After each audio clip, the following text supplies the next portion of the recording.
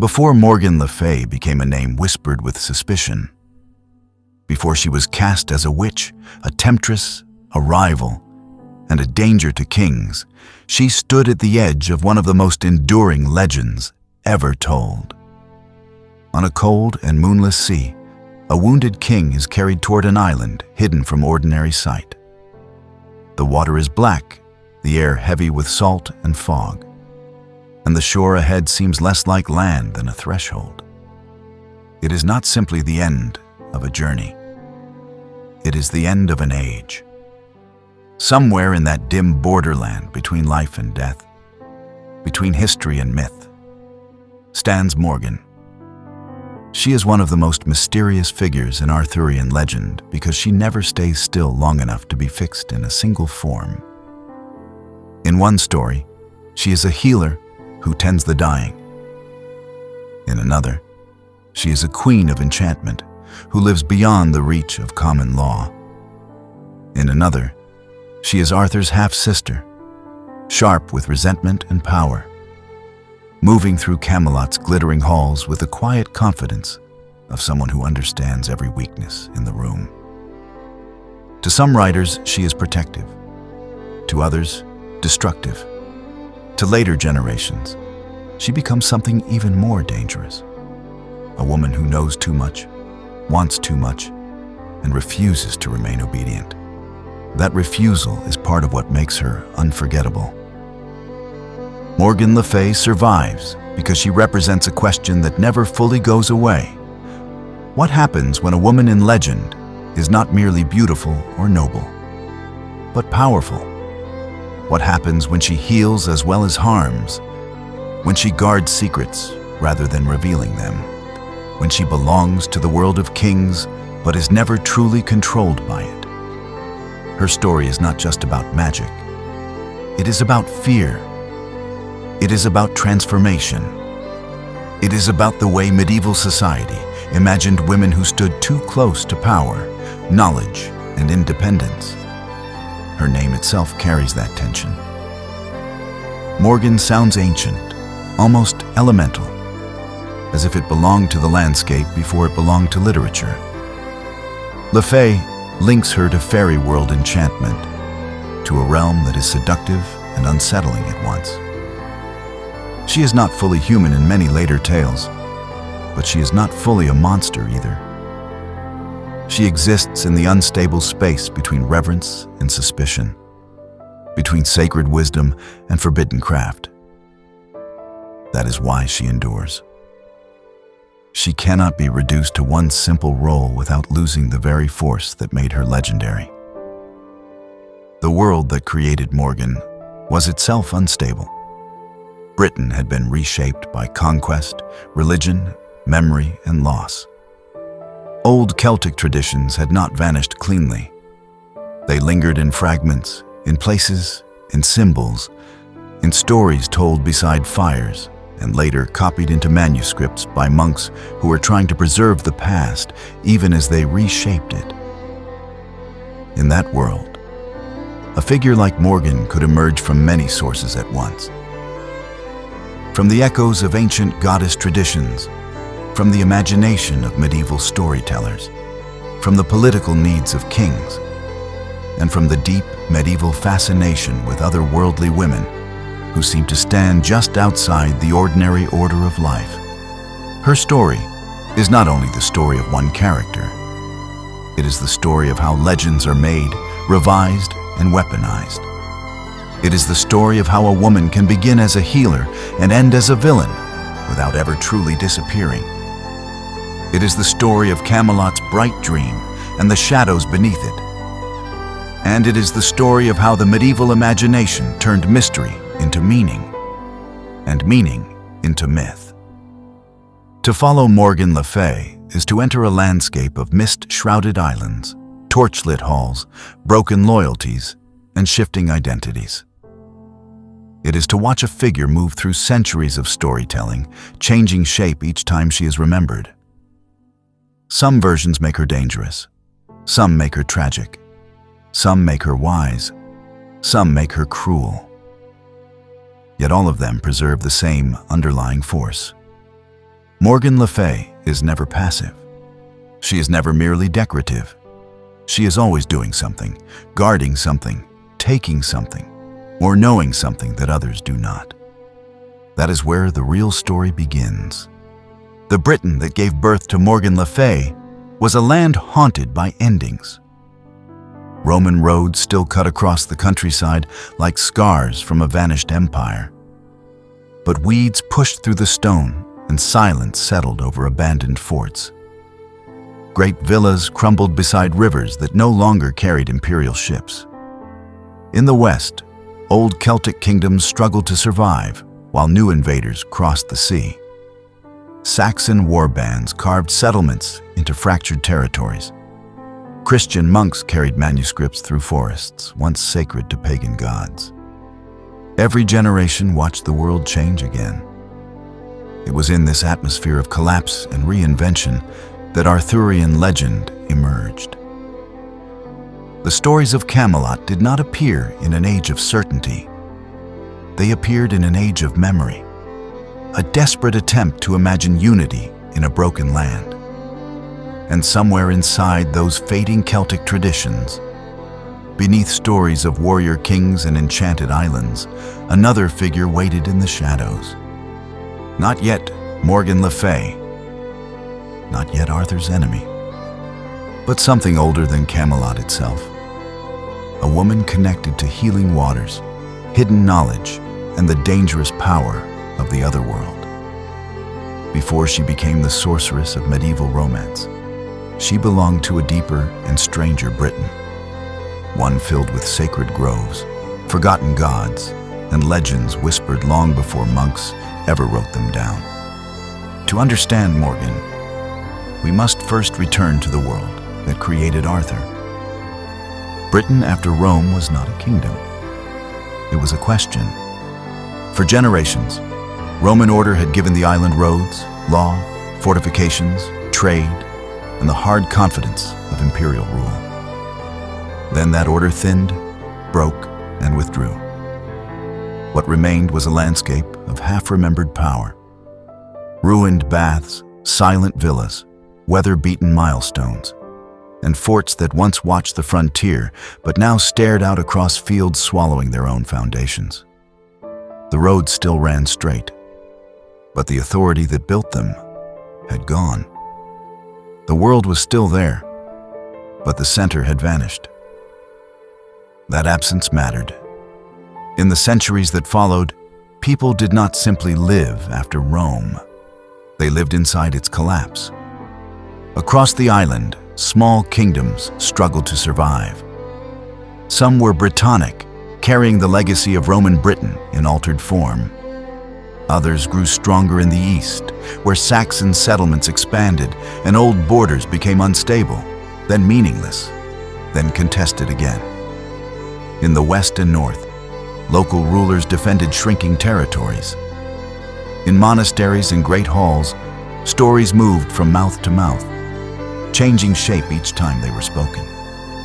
A king in one region became a hero in another. A battle that may have been a skirmish became a saga. A memory became a warning. A warning became legend. This was the kind of world that made Arthur possible. Not necessarily the Arthur of later romance, shining in gold beneath the perfect circle of Camelot, but the Arthur of deep cultural need. A figure who could stand for resistance, unity, lost grandeur, and the hope that Britain had once possessed greatness and might possess it again. The historical Arthur, if he existed at all, was likely far more local, far more uncertain, and far more human than the monarch of later imagination. Yet that uncertainty is exactly what gave the legend room to grow. When people are surrounded by fracture, they do not ask for precision. They ask for meaning. A simple map of post-Roman Britain would have looked like a patchwork of pressure points. In one corner, a kingdom fights to hold its ground. In another, new settlers expand. Along the western coasts, old traditions survive longer than elsewhere. In the north, the memory of Roman control fades into distance, No single authority binds the island. Instead, the land becomes a mosaic of competing claims, each one vulnerable, each one temporary. That instability did more than shape politics. It shaped imagination. Because when official structures fail, people turn to story. Monks copied texts in cold scriptoria, lit by candles and lamplight. Warriors gathered in halls where firelight flickered across shields and drinking horns. Bards and storytellers preserved fragments of older worlds, threading them through Christian faith, dynastic ambition, and local pride. They were not merely recording the past. They were deciding what the past would mean. A leader could become a saintly defender. A battlefield could become a moral lesson. A woman linked to healing springs could become something half divine and half dangerous. Every retelling was a choice. Every choice was power. And power, in Britain after Rome, was always at stake. A ruler needed more than troops. He needed legitimacy.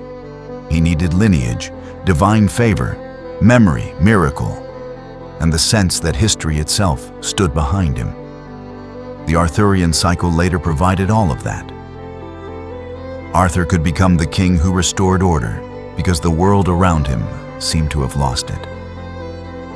His court could become the image of ideal kingship because so much real kingship was fragile. His enemies could become dramatic embodiments of chaos because the age itself was chaotic. Camelot was not built from stone before it was built from longing.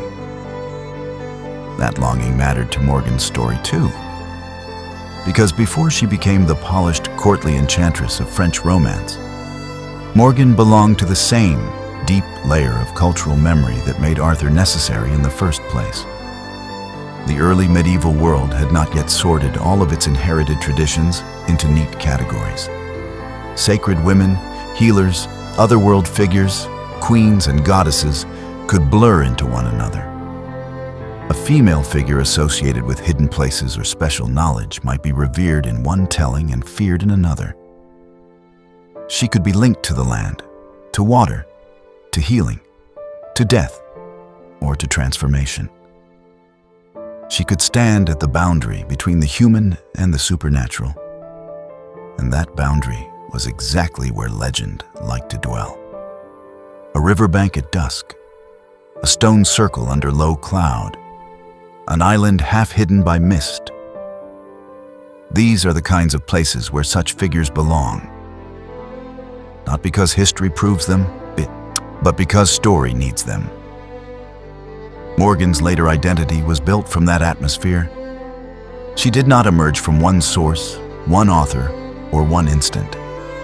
She rose from layers: Celtic memory, Christian reinterpretation, courtly fantasy, political allegory, male anxiety, female power. The legend folded all of them together until the result felt inevitable. But in the beginning, nothing was inevitable. Everything was in motion. That is what makes the period so important. Britain after Rome was not merely a backdrop for Arthurian legend. It was the creative pressure that made the legend feel necessary. People living through instability often imagine strong rulers, hidden sanctuaries, lost glories, and magical interventions because those images answer emotional needs that ordinary politics cannot satisfy. A broken world invites stories of repair. A wounded land invites stories of healing. A fragmented people invite stories of a once and future king. And alongside that king, almost inevitably, comes the woman who knows the boundary between restoration and ruin. The atmosphere of the age would have felt thick with uncertainty. A timeline of the period would not show a neat rise and fall, but overlapping waves of change. Roman withdrawal, local survival, migration, conflict, Christian consolidation, and the slow formation of Arthurian memory. The lines would cross and tangle. No single event explains the legend. Instead, The legend grows in the spaces between events, where people ask what remains when empire ends, and what kind of hero can hold a world together after everything familiar has shifted. This is why the Arthurian imagination found fertile ground in Britain. The land itself had become a palimpsest, one layer written over another. Roman Britain never entirely disappeared. It persisted in roads, ruins, and memory. Celtic Britain never vanished either. It endured in language, custom, and story. Christian Britain was still taking shape, redefining old beliefs while absorbing fragments of them. The result was not simplicity, but tension. And tension breeds myth. In that mythic pressure, Morgan le Fay begins to take shape as something more than a character. She becomes a vessel for inherited wonder. She becomes a place where old and new beliefs can meet without fully reconciling. She becomes, in effect, one of the island's living borders. That is why the early world matters so much. Without the broken landscape of post-Roman Britain, Morgan would not carry the same weight. She would not feel like a figure emerging from the seams of history itself. She would be only a name. Instead, she becomes a presence tied to larger questions. What survives after collapse? Who controls memory? And how does a people tell stories when the world that inspired them has already begun to disappear? Those questions do not stay in the background for long. They move closer, they gather shape, and before long, they take the form of older female powers still lingering beneath the surface of medieval storytelling. What came next was not a clean invention, but an inheritance. The deeper the legends reached into Britain's past, the stranger the landscape became. The shining courts of Camelot began to fade behind older images. Forests untouched by roads, rivers treated as sacred boundaries, islands hidden in western seas, and women whose power did not come from crowns or armies, but from their connection to forces beyond ordinary human control. In these older traditions, magic was not yet separated cleanly from religion, healing, prophecy, or the natural world. The boundaries between priestess, queen, spirit, and goddess remained uncertain. That uncertainty would shape Morgan forever. Long before medieval writers transformed her into Arthur's dangerous sister, echoes of her existed in Celtic myth and oral tradition. She appeared in fragments, not always under the same name, not always in the same form, but recognizable in spirit. A woman tied to fate, a guardian of hidden realms, a figure standing beside water or mist, offering healing in one story and destruction in another. The medieval world inherited these older figures uneasily. Christian Europe admired wisdom, but feared uncontrolled knowledge. It praised devotion, but distrusted female authority. As ancient myths passed into new hands, powerful women were slowly rewritten. Some became saints, others became witches. Morgan stood directly between those two destinies. To understand how she emerged, the story must move beyond collapsing kingdoms and into the older spiritual imagination of the Celtic world itself. A world where the line between human and supernatural was thin enough to cross. Before Morgan le Fay belonged to courts, chronicles, and castles. She belonged to something older and harder to name.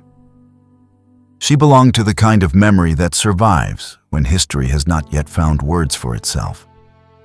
In the deep Celtic imagination, women of power did not arrive as neat literary characters. They emerged as presences, a voice in the wind, a figure on the edge of a lake, a healer with knowledge of roots and waters, a queen whose authority seemed to rise from the land itself. Sometimes they were beautiful, sometimes terrible, sometimes both at once. They could bless a king or undo him. They could guide the dead, guard the living, or cross between worlds as naturally as others crossed a courtyard.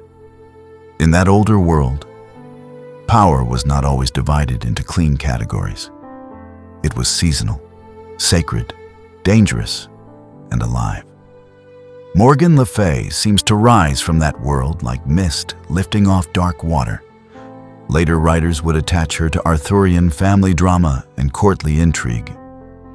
But the roots of her character seem to reach into much older traditions, especially those surrounding powerful Celtic women who embodied sovereignty, prophecy, battle, healing, and otherworldly wisdom. Figures such as the Morrigan in Irish tradition carry an unmistakable echo of this realm. She is associated with fate, war, and transformation, not because she is merely cruel, but because she stands close to the forces that decide who lives, who dies, and who rules. In stories like these, female power is never small. It is elemental. That is part of what makes Morgan so difficult to pin down. She does not behave like a simple human character. She feels inherited. She feels as though medieval authors found her already waiting in the mythology beneath Britain's surface, and then gave her a name that fit their own age. She is not a direct copy of any one goddess or spirit, but she carries traces of many. A little of this figure, a little of that one. The result is a woman who seems to belong both to the world of legend and to the earth under legend. A map of these older traditions would not show borders in the modern sense. It would show regions of memory: Ireland, Wales, Cornwall, Brittany, the Western Isles, mist-covered shorelines, sacred wells, and places where stories seem to pool and deepen. These were not merely geographic spaces. They were imaginative ones. The sea did not only separate land from land, it separated the familiar from the unknown. Islands were not just isolated places. They were thresholds. Springs were not just water sources. They were entrances into blessing, prophecy, and healing. A woman connected to one of these places did not need a crown to seem powerful. The place itself made her powerful. That is the world Morgan inherits. It is also the world that Christianity had to confront. As the new religion spread across Britain and nearby regions, older pagan and semi-pagan traditions were not erased in one clean sweep. They were absorbed, renamed, displaced, condemned, or quietly reinterpreted. Sacred women became suspicious women. Wise women became potentially dangerous women. What had once been revered as knowledge could now be described as temptation or deceit. A healer might still be respected, but she also became vulnerable to mistrust. The same society that depended on women's labor and wisdom could easily turn around and treat female independence as something shadowy and threatening. Morgan's future would be shaped by that tension. Even before she appeared in the Arthurian texts, the medieval imagination had already begun sorting women into moral types. The obedient and the unruly, the pure and the corrupt, the saintly and the seductive, the acceptable and the dangerous. Figures who existed outside those categories became especially fascinating because they exposed the limits of the system. A woman who knew too much could not be explained away. A woman who healed with strange knowledge could not be reduced to domestic virtue. A woman who moved between the court and the wild edge of the world seemed to belong to both civilization and its opposite. That is the kind of presence Morgan becomes over time. The ancient origins of Morgan are therefore not just about mythic ancestry. They are about the medieval struggle to understand female authority. In older Celtic storytelling, women could hold sovereignty in ways that were deeply tied to the land itself. The king's legitimacy might depend on his relationship to a woman who symbolized the territory. In some tales, a woman's approval or disapproval reflects whether a ruler is worthy. This is not a minor detail. It means that the feminine is not merely decorative in these stories. It is foundational. The land, the ruler, and the sacred order are linked through her. That helps explain why Morgan feels so threatening in later Arthurian romance. A character with even a faint trace of sovereignty is already powerful. A character who also possesses knowledge of healing, transformation, and magic becomes difficult to control.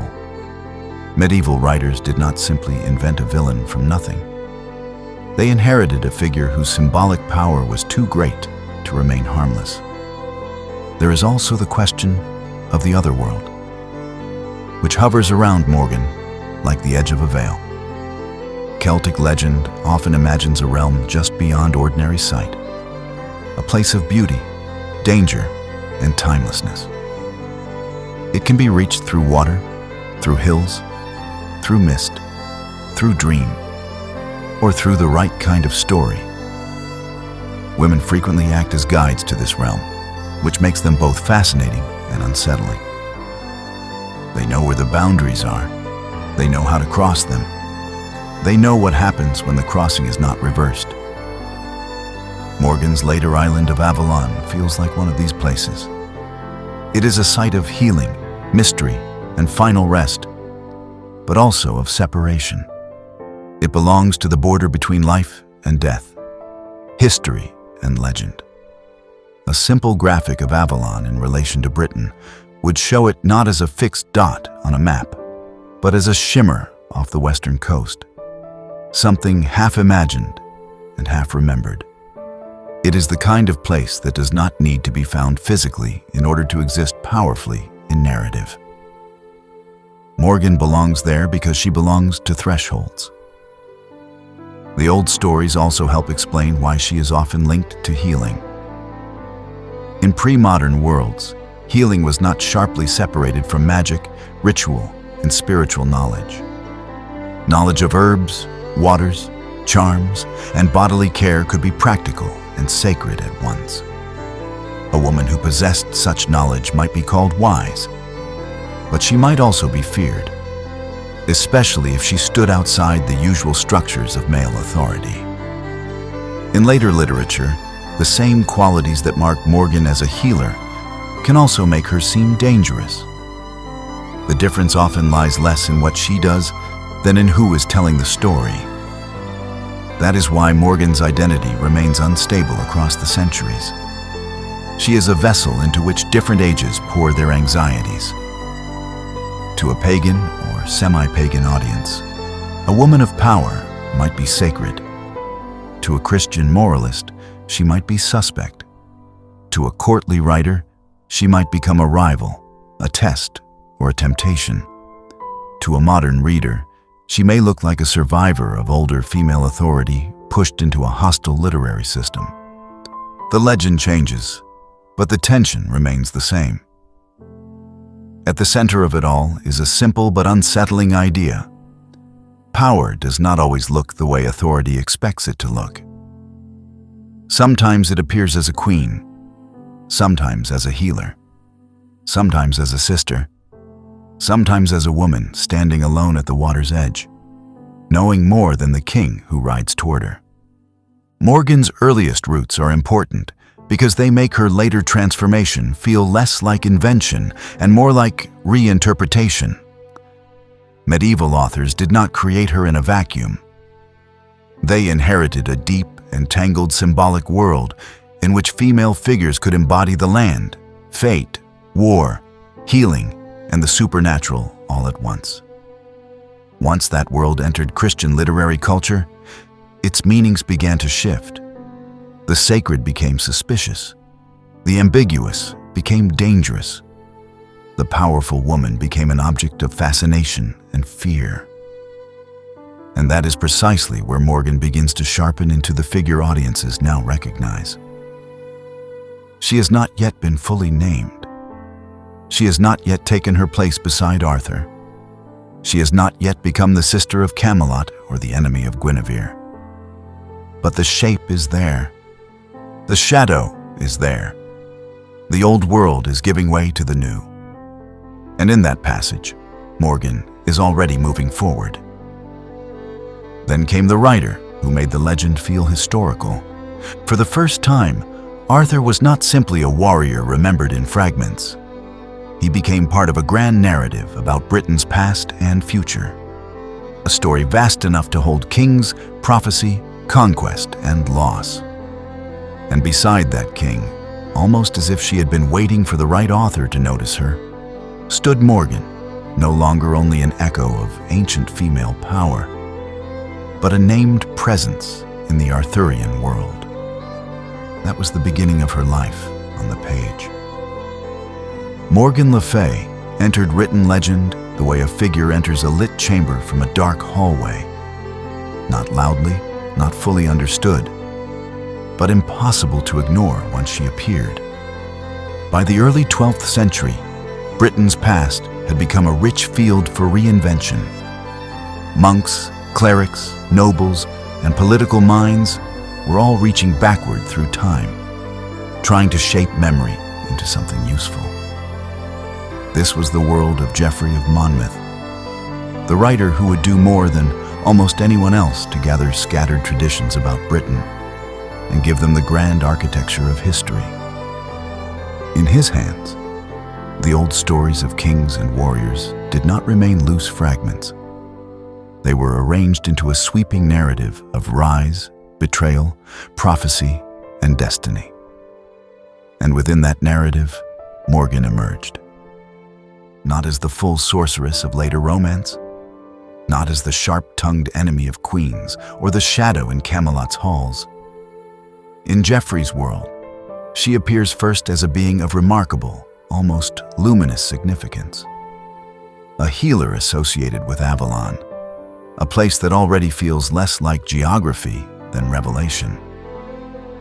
She is connected to Arthur's final passage, to the mysterious island where wounds might be tended and endings softened by wonder. The image is quiet, but its implications are vast. Morgan is not introduced as a villain. She is introduced as a keeper of the threshold. That detail matters because it shows how fluid her early literary identity still was. Geoffrey wrote at a moment when the Arthurian past could still be shaped in many directions. He was not simply telling a fairy tale. He was participating in a larger cultural act of memory-making. His work gave Britain a heroic antiquity, worthy of kings and kingdoms. If Arthur could be made into a great ruler of the island's past, then Britain itself could be imagined as the heir to a noble and continuous destiny. The story was political, even when it sounded magical. It reached beyond entertainment. It touched legitimacy.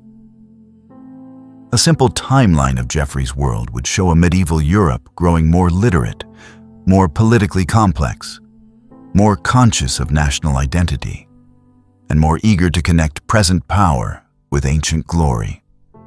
The page was becoming a place where nations argued with memory. In that setting, Arthur was too valuable to remain a local legend. He became a symbol of lost sovereignty and potential restoration. Morgan, by extension, became part of that symbolic landscape. Her role at Avalon linked her to the final grandeur of Arthur's story, and that gave her a kind of authority that later writers would both expand and fear. Geoffrey's achievement lies partly in how he made legends sound credible. He did not merely say, "This happened." He made the reader feel as though Britain's supernatural past belonged to the same world as its recorded history. That blending of the marvelous and the historical gave Morgan a new kind of life. She was no longer just an inherited shadow of older female power. She had entered a narrative that presented itself with the gravity of truth. Once that happened, every later writer would inherit not just a character, but a possibility. And yet Geoffrey's Morgan remains mysterious in a way that invites rather than explains. She is not fully dissected. She is not over-described. She stands near the end of Arthur's life, like a figure whose importance is obvious to the story, even if the details are still veiled. That restraint is part of her power. A character who is seen too clearly ceases to hover. Morgan survives because she is allowed to remain partly beyond reach. This is where the atmosphere begins to change. In Geoffrey's hands, Morgan belongs to Avalon, and Avalon itself feels like a place suspended between comfort and loss. It is the island where a king might recover, or at least be carried beyond pain. It is the western shore of legend, the last visible edge before the world turns into mist. A visual graphic of this moment might show a narrow path of light crossing a dark sea, with Arthur's body lying in a boat and Morgan waiting in a world that does not obey ordinary distance. The symbolism is enormous. Avalon is not merely a destination. It is a statement that the world of heroes does not end cleanly. It is transformed, hidden, deferred. Morgan, standing beside that transformation, becomes part of the myth of endurance. She belongs to the place where history turns into legend without vanishing altogether. But Geoffrey's work also did something else. It opened the door for other writers to take what he had built and change its emotional temperature. Once Arthur had been made into the central figure of Britain's heroic past, the women around him could be assigned sharper functions. They could be softened into loyalty or sharpened into conflict. They could become symbols of danger, desire, wisdom, jealousy, or betrayal.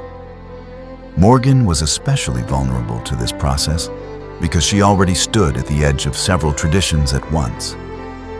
She was linked to healing, to mystery, to a liminal island, and to the king's final journey. She had all the ingredients for expansion. Later writers did not leave those ingredients untouched. They would give Morgan a stronger family role. They would deepen her relationship to Arthur. They would bring her into courtly drama. They would make her emotionally legible in ways Geoffrey did not yet fully attempt. And once that happened, her image would become far more volatile. She would remain connected to Avalon, but Avalon itself would begin to feel less like a sacred refuge and more like a place from which power could be wielded in secret. Geoffrey's Morgan is important because she stands at the beginning of that shift. She is the first literary Morgan, the one who still carries a trace of older reverence before the story hardens into conflict. She is the moment before suspicion, the moment before rivalry, the moment before the legend begins to decide that powerful women must be explained, controlled, or feared. A close reading of her first appearance reveals something quietly dramatic. She exists at the border of legitimacy and enchantment.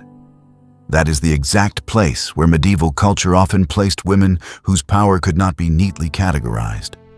Geoffrey did not invent that border, but he gave it a name, a setting, and a narrative function.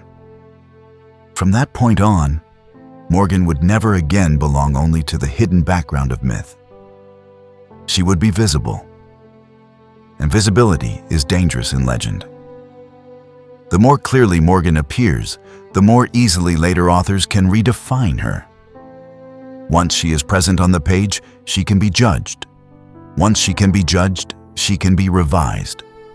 Once she can be revised, she can become something sharper than Geoffrey's healing figure. The story is already leaning in that direction. The next writers would not let her remain quietly luminous for long. After Geoffrey, the legend did not settle. It split.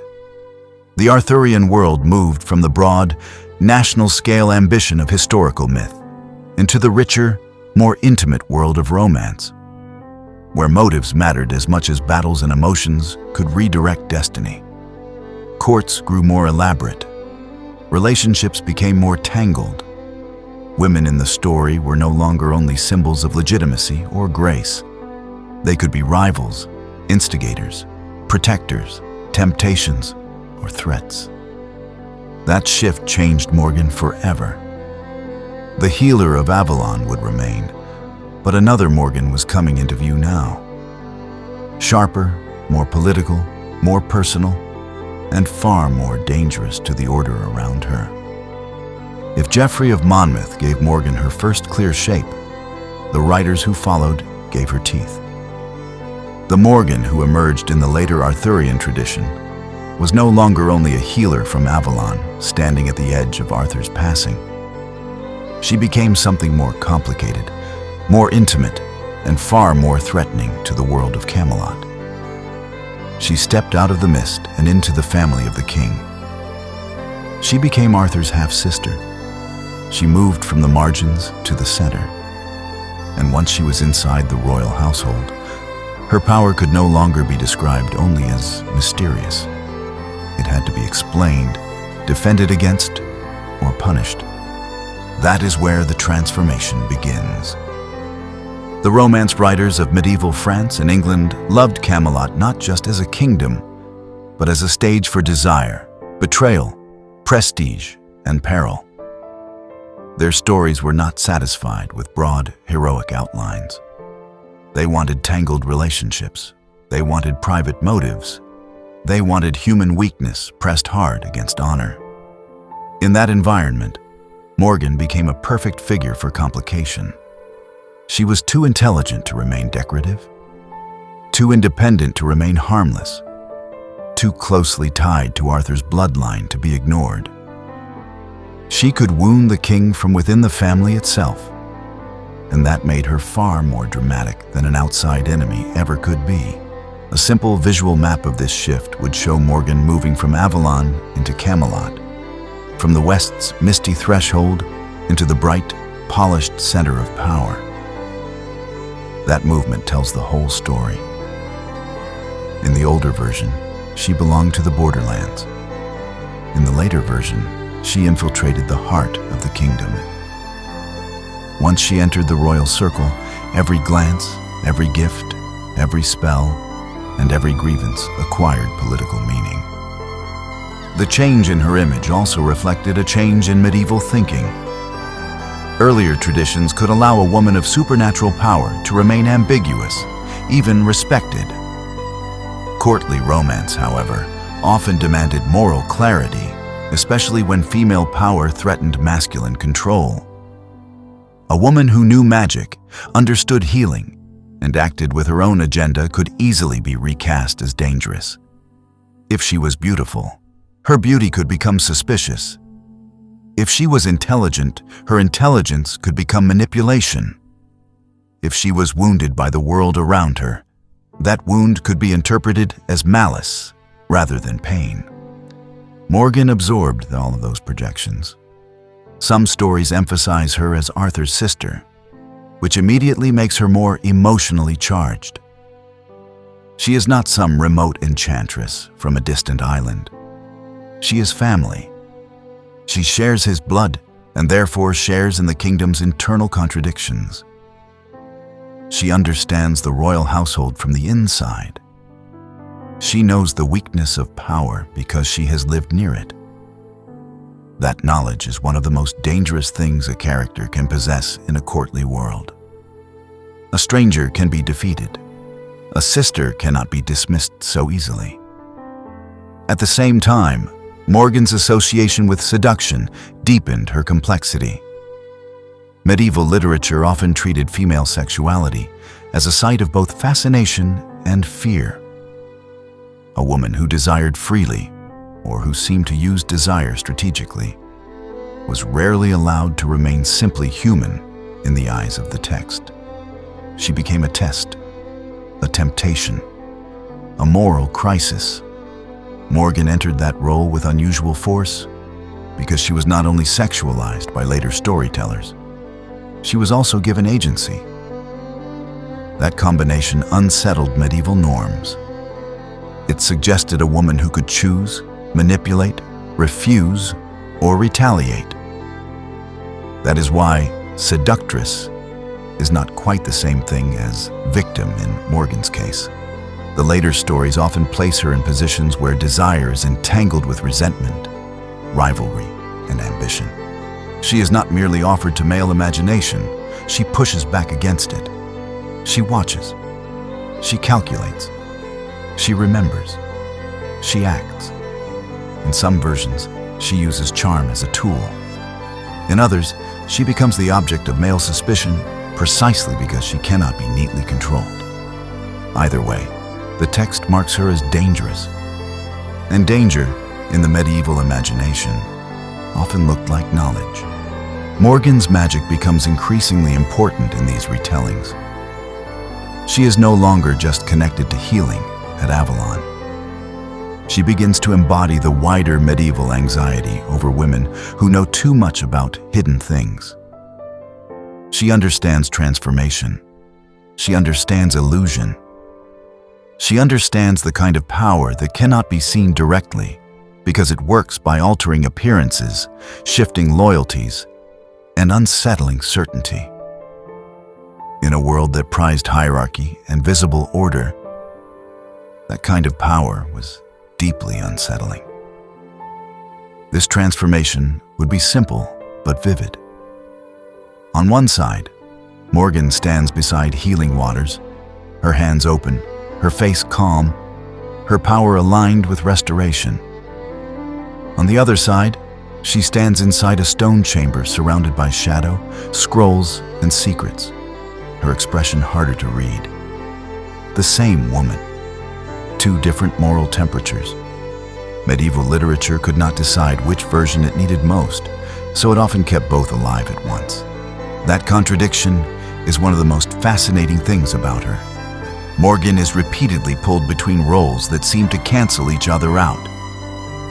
She can heal and harm. She can protect and plot. She can belong to the Order of Camelot and work against it.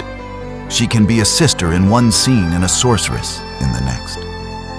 Her instability is not a flaw in the legend. It is the point. She embodies the medieval fear that power never sits still long enough to be made safe. The more the stories expanded, the more often she appeared as someone who understood the kingdom better than the king did. That too mattered. Arthur's world was supposed to rest on chivalry, loyalty, and noble rule. Morgan's presence exposed how fragile those ideals were. If she could manipulate the court, then the court was not as pure as it pretended.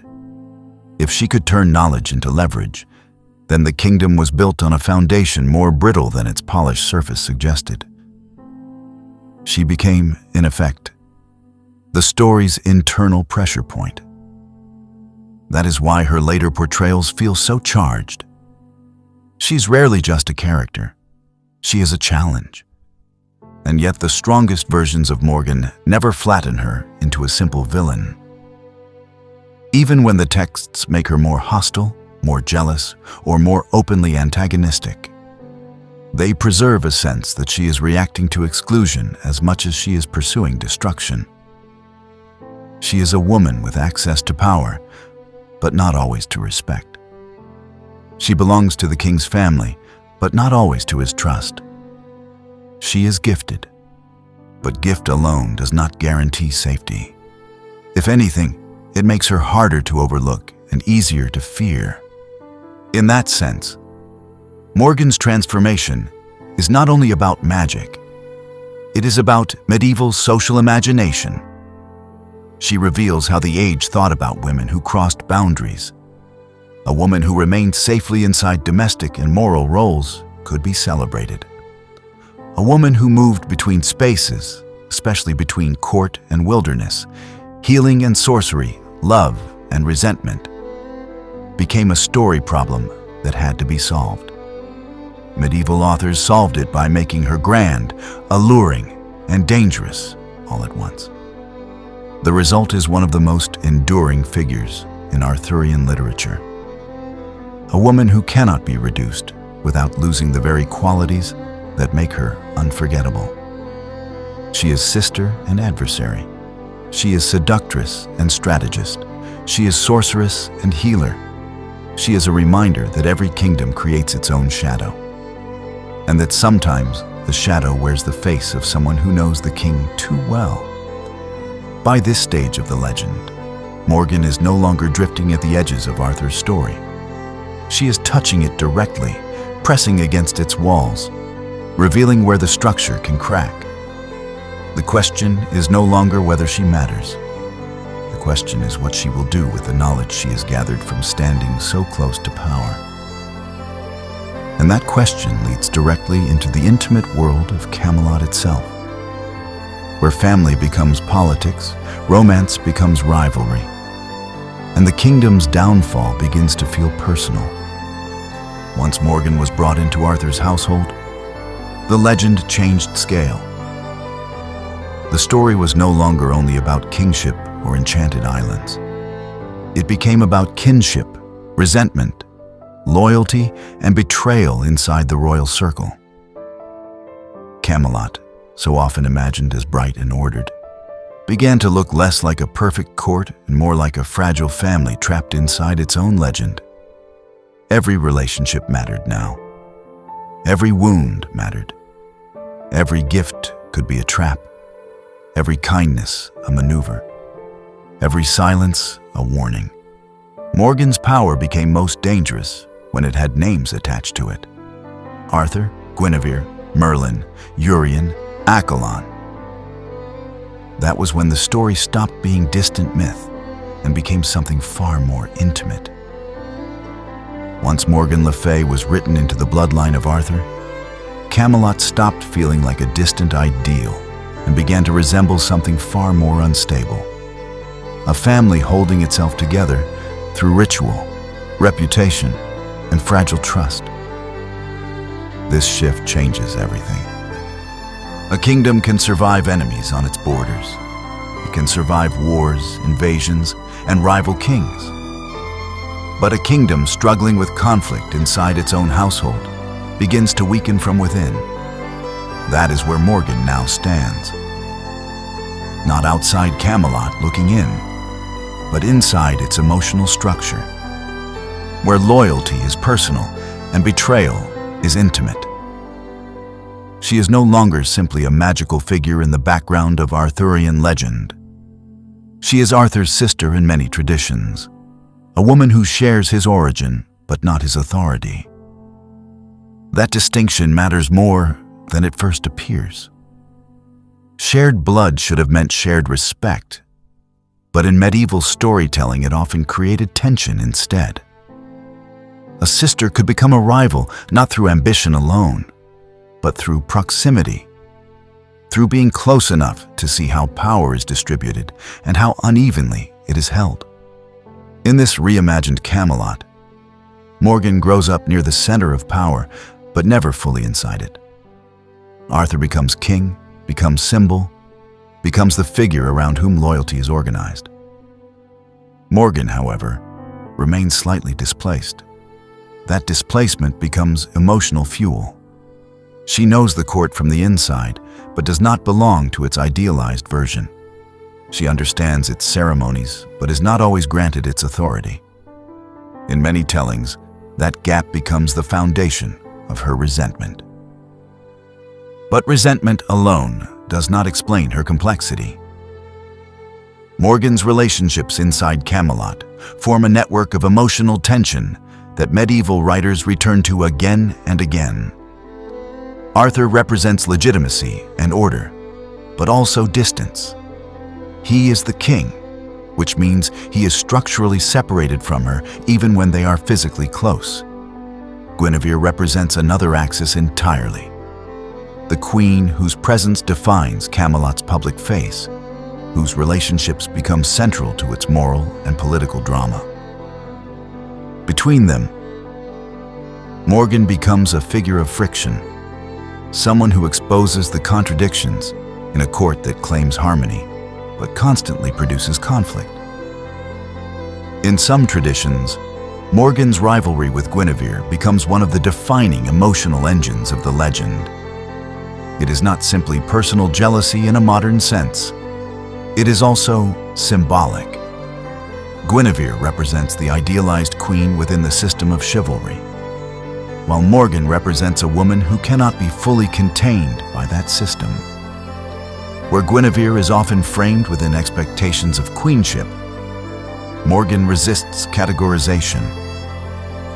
Where Guinevere is placed at the center of Camelot's image, Morgan moves at its edges, observing and reacting. Camelot in this phase would show overlapping circles of influence. Arthur at the center, knights radiating outward, Guinevere forming a second core of courtly identity, and Morgan intersecting all of them without being fully absorbed. She touches multiple spaces, but does not settle in any one of them. That mobility is part of what makes her so disruptive. Then there is Merlin. Merlin's relationship to Morgan varies widely across traditions, but in many versions, they represent competing kinds of knowledge. Merlin embodies prophetic authority, a structured form of magical foresight tied to kingship and destiny. Morgan, by contrast, represents a more ambiguous form of knowledge. Practical, intuitive, adaptive, and often secretive. Where Merlin's magic is frequently tied to the service of Arthur's destiny, Morgan's magic is often tied to her own agency. That difference places them in narrative tension even when they are not direct enemies. Camelot also introduces Morgan's relationships outside the immediate royal triangle, particularly her marriage to King Urien in some traditions.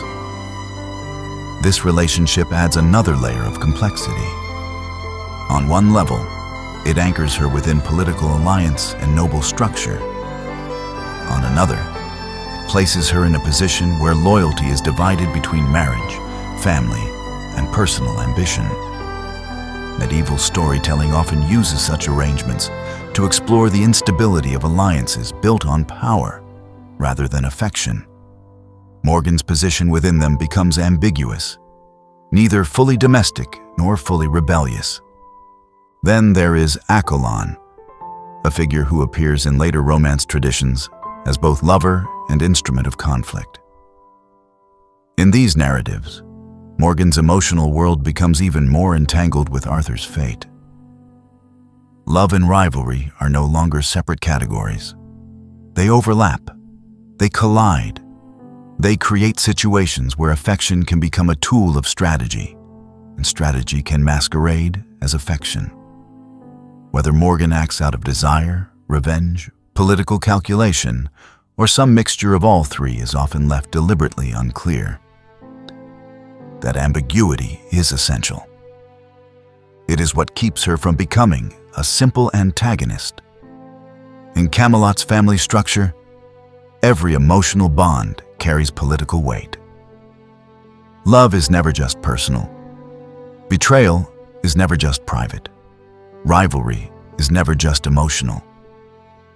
When Morgan acts, whether through enchantment, deception, intervention, or resistance, her actions are interpreted through the fragile lens of court stability.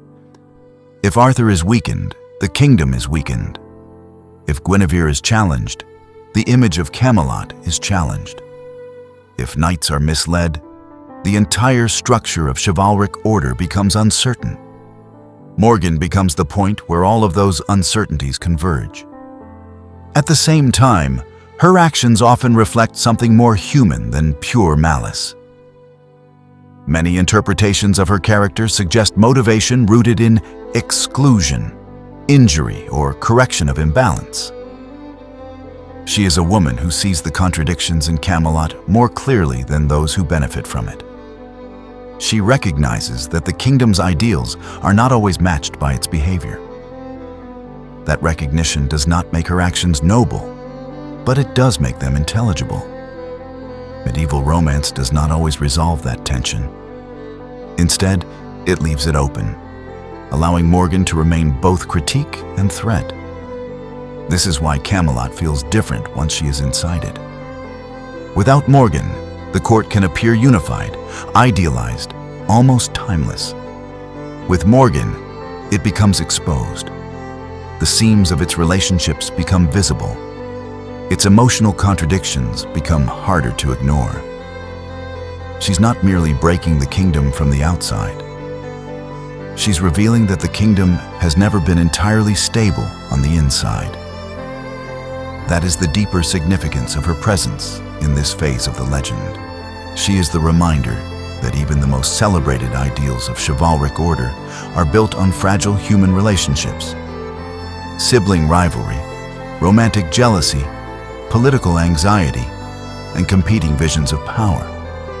Camelot, in her presence, stops being only a symbol of perfection and becomes a place of ongoing negotiation. And negotiation, in medieval storytelling, is rarely peaceful.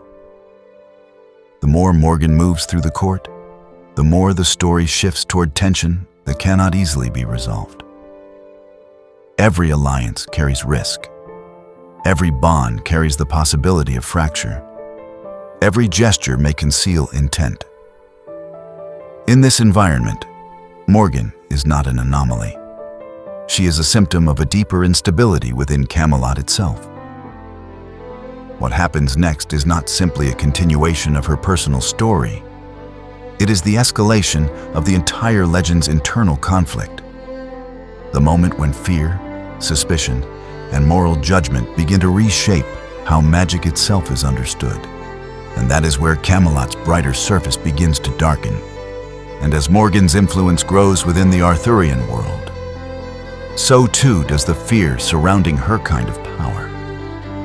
What once may have been interpreted as wisdom, healing, or sacred knowledge begins to be reclassified through a more anxious lens.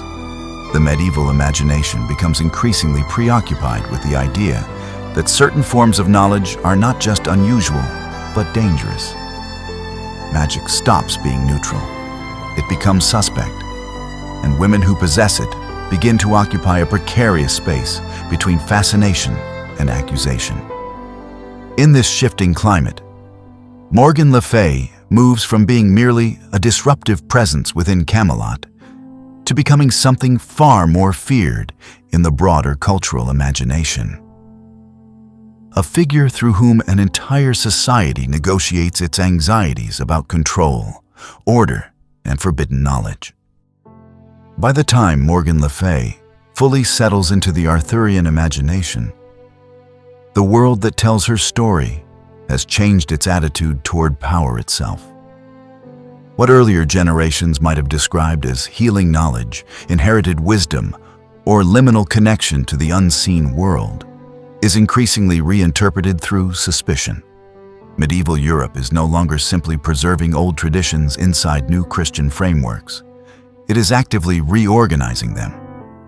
And in that reorganization, certain kinds of female authority become unstable. Not because they disappear, but because they are relabeled. Morgan is caught directly in that shift. In earlier layers of the legend, her magic can feel ambiguous, even useful. She is connected to Avalon, a place associated with restoration, recovery, and transition. She knows how to heal wounds that ordinary medicine cannot reach. She understands transformation, illusion, and the boundaries between life and death. These abilities, in a less anxious cultural moment, might have positioned her closer to a wise woman or sacred figure, but medieval imagination increasingly struggles with ambiguity. The world is divided more sharply into categories of sanctioned knowledge and forbidden knowledge, acceptable power and dangerous power, divine order and deceptive interference. Once that framework hardens, figures like Morgan become difficult to place safely within it. This is where the idea of witchcraft begins to reshape her image. It is important to be precise here. Morgan is not originally a witch in the historical sense of later European witch trials. The fully developed concept of witchcraft, with its legal structures, persecutions, and standardized accusations, emerges later.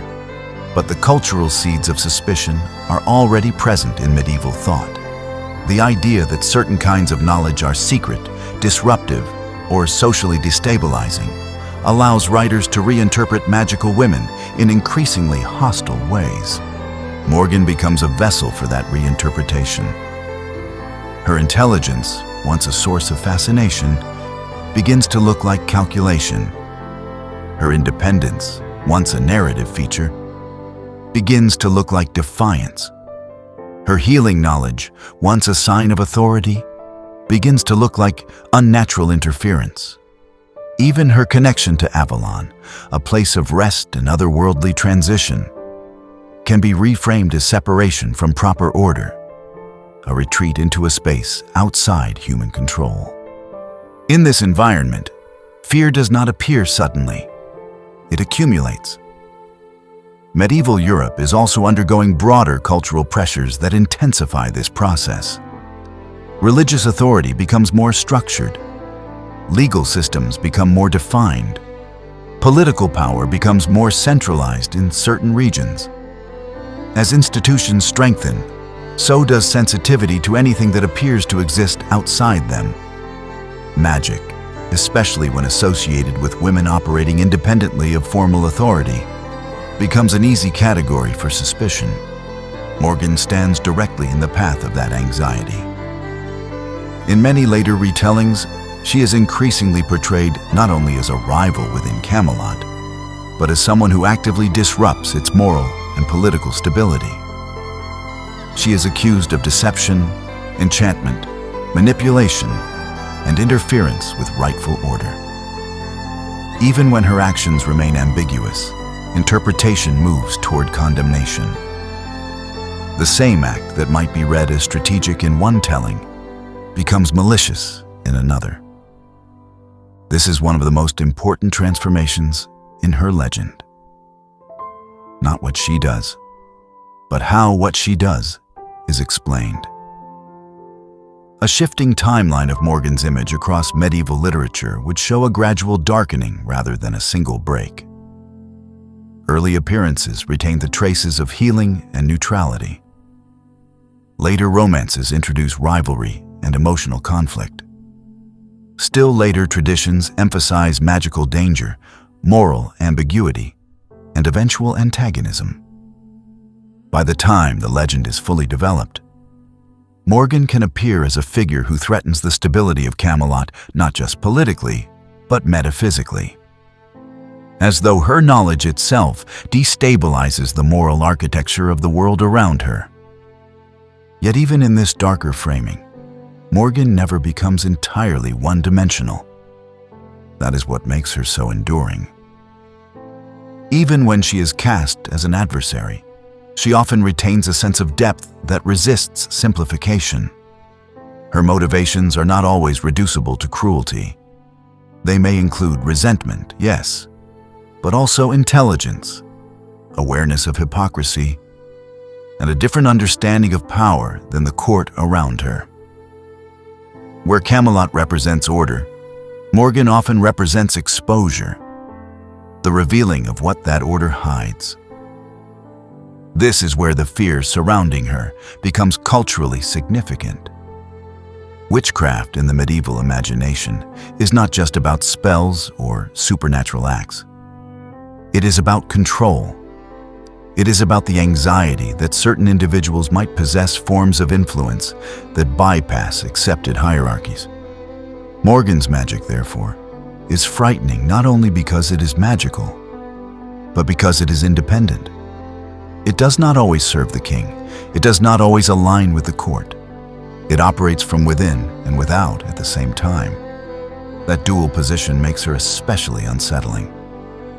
She can enter Camelot without belonging to it completely. She can understand its internal dynamics without submitting to them. She can affect its outcomes without being formally authorized. In a world built on visible authority, that kind of invisible influence is difficult to categorize safely. Medieval storytelling responds to that difficulty by pushing her further toward the role of antagonist. But the very act of doing so reveals something about the culture producing these stories. A deep uncertainty about women who exist outside predictable social roles, especially when those women are associated with knowledge that cannot be easily verified or controlled. Morgan becomes, in effect, a narrative solution to that uncertainty. By turning her into a figure of suspicion, the story attempts to contain what it cannot fully define. But containment is never complete, because Morgan also carries another function within the legend. She is not only a source of fear, but also a reflection. Through her, Camelot's own contradictions become visible. If she can deceive, then deception already exists in the court. If she can manipulate, then manipulation is already part of political life. If she can disrupt order, then order was already vulnerable. In that sense, Morgan does not introduce instability into Camelot. She reveals it, and that revelation ensures her survival in the legend. Fear alone is not enough to erase her. Instead, fear keeps rewriting her. Each generation adjusts her role slightly, emphasizing whatever aspect best reflects its own anxieties. And as those anxieties shift, Morgan remains adaptable, never fully fixed, always slightly out of reach, always just beyond the boundary of a single definition. By the end of this transformation, she is no longer simply a character within Arthurian legend. She is a symbolic pressure point within medieval imagination itself. A figure through whom culture negotiates its fears about knowledge, authority, and women who do not fit neatly into established roles. And yet, even after being shaped by fear, she does not disappear. Instead, she continues forward into later centuries, where new audiences will reinterpret her once again, not only as a threat, but as something far more complex. As medieval Europe's anxieties about magic and authority deepen, Morgan le Fay does not fade from the story. Instead, she becomes more visible. Each retelling adds another layer to her identity, reshaping her according to new cultural needs. What begins as ambiguity gradually expands into symbolism, and what becomes symbolic eventually becomes timeless. Morgan is no longer confined to one version of Camelot or one phase of medieval thought. She begins to travel through literary history itself, carried forward by the very tensions that once tried to define her. In the centuries that follow, she will be reimagined again and again, not only as a figure of fear, but as a mirror of changing ideas about power, gender, and imagination. Morgan le Fay did not remain trapped in the medieval world that shaped her most sharply. Instead, she moved forward through time as though she were not a character in a story, but a force carried by storytelling itself. Once the Arthurian legend had taken root in medieval literature, it continued to evolve with every century that encountered it. Each era inherited Morgan, but none received the same version. She shifted depending on what each age feared, admired, or questioned. In that sense, Morgan le Fay is less a single figure than a long sequence of reinterpretations, a mirror that changes its reflection depending on who is standing before it. In the later Middle Ages, Romance traditions continued to expand her role within Arthurian cycles.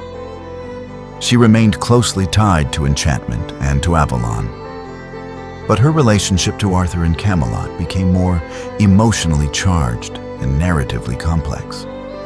The courtly world of chivalric literature, with its focus on loyalty, love, and betrayal, gave her new dimensions.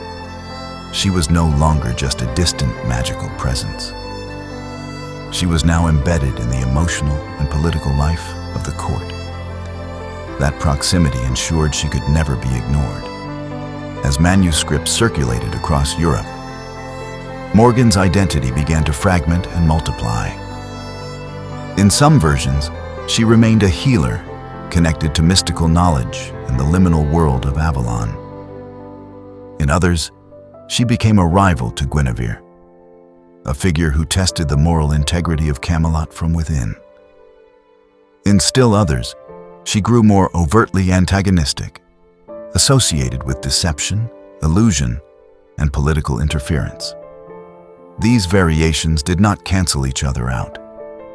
Instead, they accumulated, building a layered identity that could accommodate contradiction without collapsing. Her evolution would not appear as a straight line, but as a branching network. Medieval manuscripts would sit at the base, followed by clusters of French Romance traditions, then English retellings, and later Renaissance adaptations.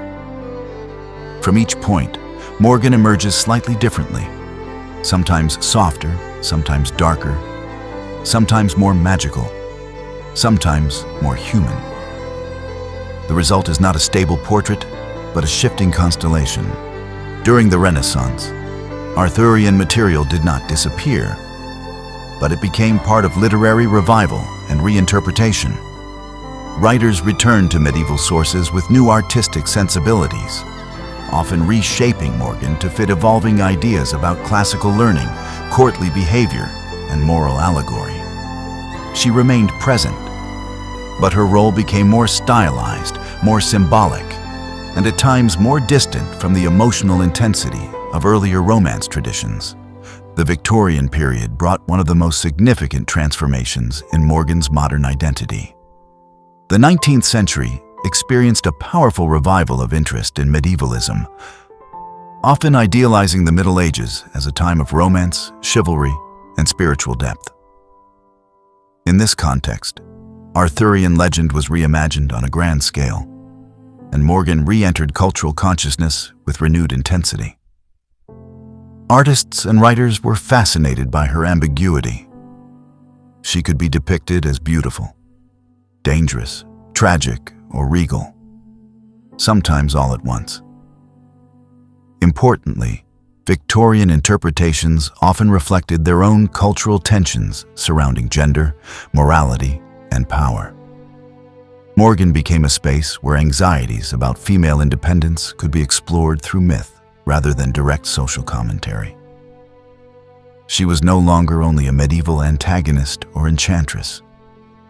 She became a psychological figure, embodying conflict between control and freedom, virtue and desire, order and disruption.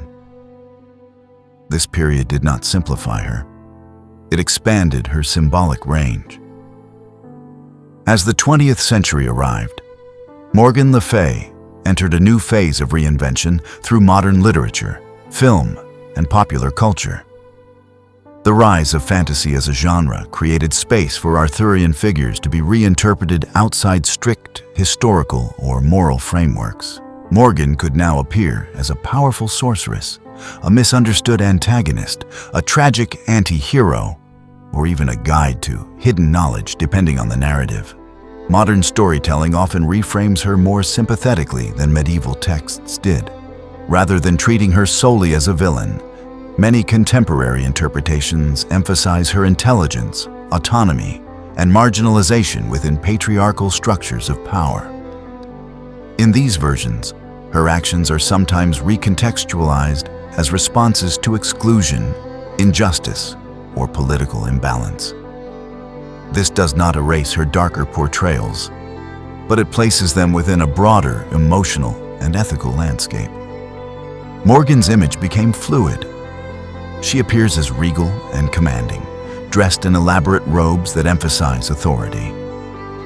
Then, she can also be portrayed as shadowed and mysterious, associated with forests, ancient stone, or otherworldly realms. In some adaptations, she is closely tied to magical systems that resemble structured disciplines rather than chaotic enchantment. In others, she retains the unpredictable, liminal quality that has always defined her earliest mythic echoes. A comparison across centuries reveals something striking. Morgan survives not because she is fixed, but because she is adaptable. Her legend is resilient precisely because it can absorb contradiction. She can be healer and destroyer, sister and rival, victim and strategist, outsider and insider. Each era emphasizes different aspects, but none fully exhaust her meaning. This adaptability also explains her continued relevance in modern cultural discourse. Morgan le Fay is frequently re-examined through contemporary perspectives on gender, authority, and narrative agency. She has become a figure through whom modern audiences can explore questions about how history constructs female power and how storytelling shapes moral interpretation. At the same time, her mythic origins remain visible beneath all reinterpretations. The Avalon imagery persists. The sense of threshold remains. The connection to older traditions of female power continues to resonate, even when reframed in modern terms. She is still, at her core, a figure who stands at the edge of defined worlds, never fully contained by any one interpretation. That is why Morgan le Fay endures where many other Arthurian figures have faded. She is not simply part of the legend of Camelot. She is part of the process by which legends are continually rewritten. She exists in the tension between memory and imagination, history and invention, fear and fascination. And as long as those tensions remain part of human storytelling, Morgan will continue to return in new forms, shaped by the questions each age asks about power, identity, and the unknown. Across centuries of retelling, Morgan le Fay has moved from medieval manuscript to modern screen, from feared enchantress to complex cultural icon. Yet through all these transformations, one element of her story continues to draw attention back to its emotional core: her final connection to Arthur's fate and the mysterious island of Avalon. In that final movement of the legend, where history dissolves into myth and kings are carried beyond the reach of ordinary time, Morgan's role becomes quieter, but no less significant. She stands once again at the threshold she has always occupied, where endings are not simply conclusions, but transitions into something larger and more uncertain than history alone can explain. At the end of Arthur's legend, the world grows quiet in a way it never does in life. Battlefields fade, courts fall silent. The noise of ambition, rivalry, and conquest recedes until only water remains. Dark, still and wide enough to swallow the memory of an age. This is where the story returns to Morgan le Fay, not as a figure of court intrigue or magical rivalry, but as something closer to a threshold itself. Arthur, wounded and broken by the weight of his own kingdom's collapse, is carried away from the world of men. The journey is not a triumph. It is an absence, a departure from history into something that feels older than history. The boat that carries him does not move through ordinary geography. It moves through narrative space, through the boundary between what is recorded and what is remembered. And waiting beyond that boundary is Avalon. Avalon is never fully fixed in Arthurian tradition. It is an island, and yet it is more than geography. It is a place of healing, but also of separation. It is the westward edge of imagination, where the known world thins and dissolves into mist. In some versions, it is a paradise of orchards and still water. In others, it is a realm outside time entirely, where wounds can be mended but return is uncertain. It is not simply a destination. It is a transformation of what destination means. Avalon across traditions would never settle into a single image. Instead, it would shift. Green hills dissolving into fog, silver lakes reflecting no sun, stone shorelines appearing and disappearing with the tide.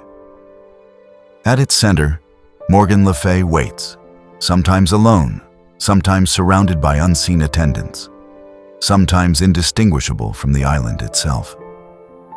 Her presence there is deeply significant. In the earliest and more restrained versions of the legend, Morgan is associated with Avalon as a healer. She is part of the mystery that receives Arthur at the end of his life. a figure who stands at the boundary between injury and restoration. In this framing, she is not his enemy. She is his passage. She is the possibility that what has been broken might still be tended, even if it cannot return to what it once was.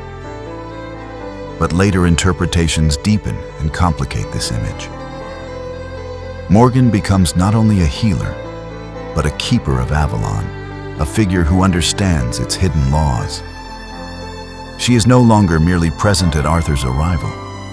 She is part of the logic that makes his arrival meaningful. Avalon, in this sense, is not just a place of recovery. It is a final transformation of power, identity, and kingship. Arthur does not simply go there to be healed. He goes there to become something no longer fully within the reach of mortal politics.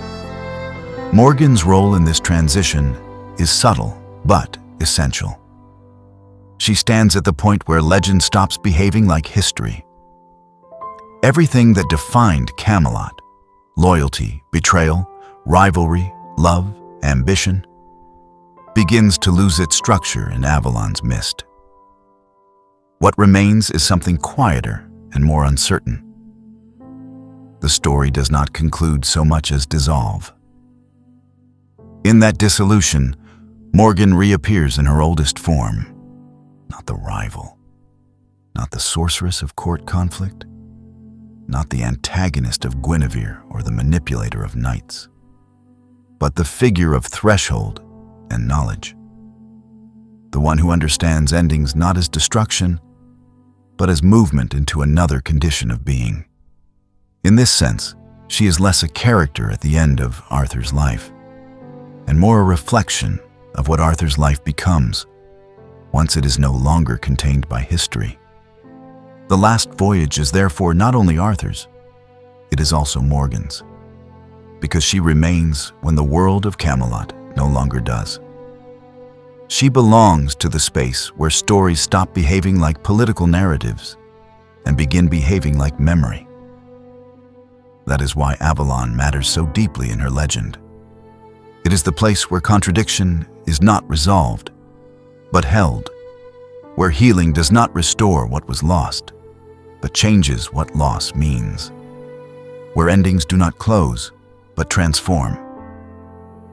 Arthur's disappearance into Avalon has often been read as a promise of return, but Morgan complicates that reading. If Avalon is real in the logic of the legend, then it is not simply a resting place for kings. It is a realm that exists outside the normal expectations of time. Morgan, as its attendant or sovereign figure depending on the version, becomes a guardian of that boundary. She ensures that what enters Avalon does not return unchanged, or perhaps does not return at all. A symbolic diagram of the final scene would show 3 layers: the mortal world fading behind, the sea as a transitional field, and Avalon as a suspended space beyond ordinary geography. Arthur moves through these layers. Morgan stands within the final one, not as an observer, but as a stabilizing presence in a place that refuses stability. And yet, even here, she remains ambiguous. Some traditions emphasize her compassion, others emphasize her distance. Some suggest she brings Arthur to healing, others suggest she removes him from history. This ambiguity is not a contradiction to be solved. It is the point of her endurance as a mythic figure. Morgan le Fay does not resolve the story. She preserves its uncertainty. That is why her final appearance does not feel like an ending in the conventional sense. It feels like a suspension, a pause between worlds that allows the legend to continue existing without fully concluding. Arthur becomes the once and future king. Morgan becomes the keeper of the space where future itself is no longer linear. And so the story does not close. It drifts. It settles into mist. It becomes something that can be retold without ever being fully finished. When Morgan le Fay stands at the edge of Avalon, the Arthurian legend reaches its most unstable and revealing point. Nothing is fully resolved. Nothing is fully lost. History and myth no longer separate cleanly, and the figures who once seemed fixed in roles of hero, king, queen, or sorceress begin to blur into something larger than any single interpretation can contain.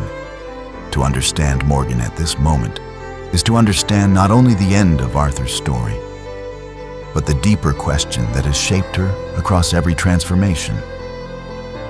How do legends survive when their endings refuse to stay final?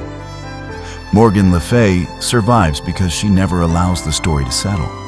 Across centuries of retelling, she moves through radically different worlds. From fragmented post-Roman Britain into medieval romance, from monastic chronicles into courtly literature, from Victorian revivalism into modern fantasy. Each era reshapes her, but none fully contains her. She is repeatedly rewritten, yet never fully resolved. That tension is the core of her endurance. In the earliest layers of Arthurian tradition, she appears close to the threshold of Avalon, a figure tied to healing, transition, and the strange logic of places that exist between life and something beyond it. In later medieval romance, she becomes Arthur's sister, a participant in Camelot's intimate conflicts, where family ties turn into political pressure and emotional wounds become narrative engines. In still later traditions, she is recast as rival, sorceress, manipulator, and adversary, a woman whose intelligence and independence are reframed through suspicion and fear. None of these versions cancels the others. Instead, they accumulate. That accumulation is what makes Morgan le Fay so distinct within mythic literature. Many legendary figures evolve in a linear direction, becoming more simplified or more defined over time. Morgan does the opposite.